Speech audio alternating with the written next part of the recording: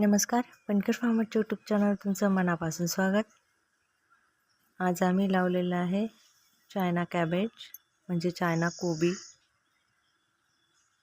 तर यावेळी हीट जास्त असल्यामुळे आम्हाला चायना कोबीची रोपे एकदम छोट्या साईजमध्ये मिळालेली आहेत. बघू शकता एका ड्रिपवर 2 या पद्धतीने आम्ही या चायना कोबीची लागवड केलेली आहे. याच प्लॉटमध्ये मागच्या वेळी आम्ही चायना कोबी लावला होता आणि उन्हाळा असल्यामुळे या प्लॉटला आम्ही थोडासा आराम दिला होता.